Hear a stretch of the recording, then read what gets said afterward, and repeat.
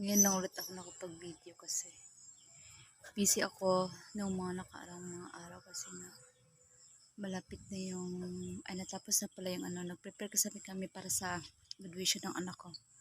Busy kami, nagpupunta sa school, nagpractice, nagprepare ng mga gamit nila. So yun.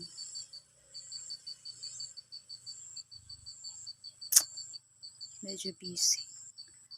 Ang dami kong gagawin. Dami akong lilinisin dito sa paligid namin.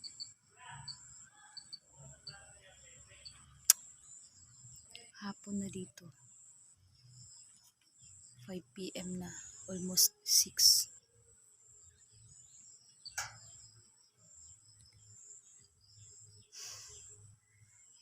Naantok pa rin ako, kulang ako sa tulog. Pero at least nakapag-relax din. Ang init ng panahon dito sa amin ngayon sa Davao City. Yung ramdam mo talaga yung init, as in. Yung mga lupa, napaka-dry. Yung mga tanim dapat didiligan mo talaga araw-araw, umaga at gabi. Hapon. Ilang araw din kami punta doon sa city. So medyo malalaki na yung kailangan na siya i-mower. Yung mga damo.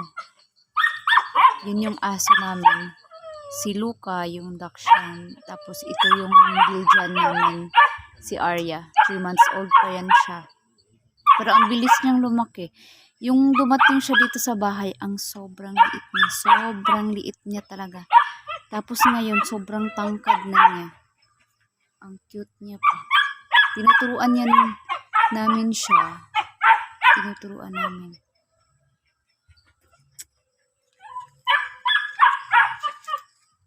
Malapit na gumabi. Tapos na kami magdilig ng mga halaman.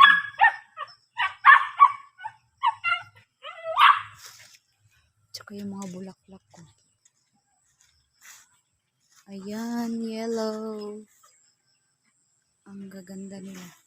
At saka ito yung mga maliliit na Tingnan mo naman yung mga damo. Ang tataas na. Need na nila putulan. Yung mag-mower kami.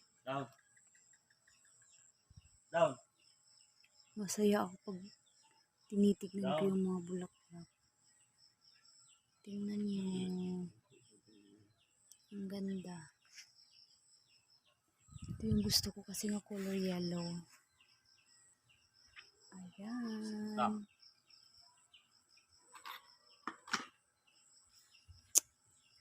Yung aso na makulit. Makulit yan na aso.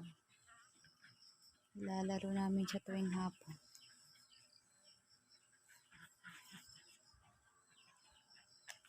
Diba?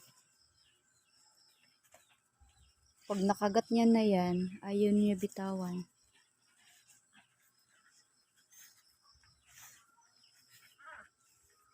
Tingnan niyo.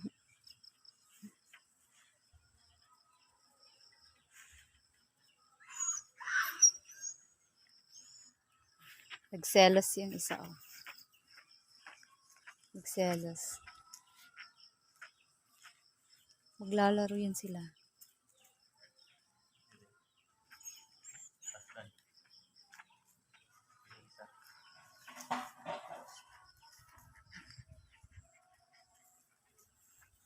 Magdaog taran.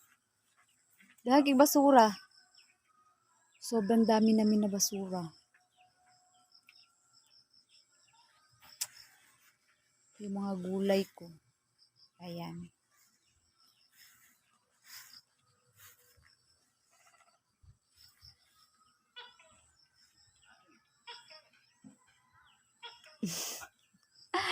Sobrang kulit na aso.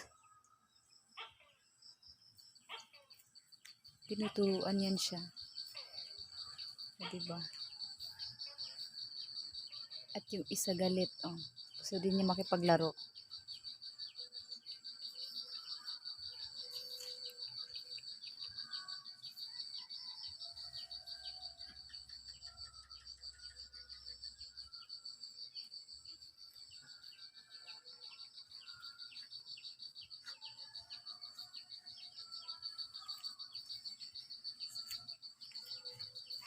Arya.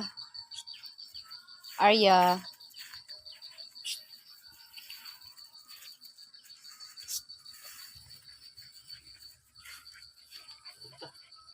Sobrang laki na niya.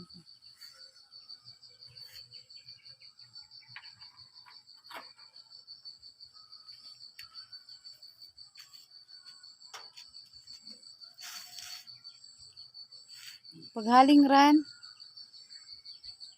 Asa ka dapat ka maghaling dito sa likod? Or diha? Ah. Diha ka maghaling. Ang init lagi dito na lang oh. Kay daghan kay to dito mga plastic din apa dito sa likod do duha ka drum. Magsiga.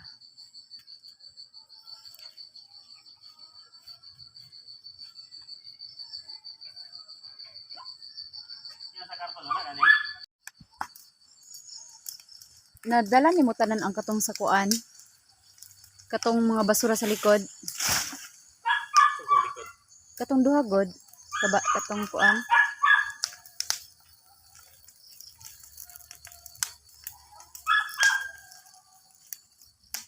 Yan, maubos talaga yan sila. Yung mga basura namin, sinusunog namin kasi nga. Wala naman kami kaya sinusunog nila. Plastic naman lahat yun, walang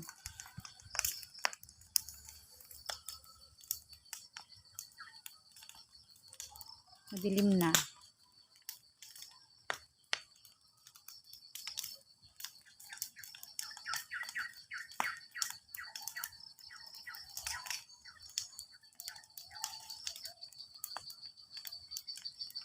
O diba? Ang ganda.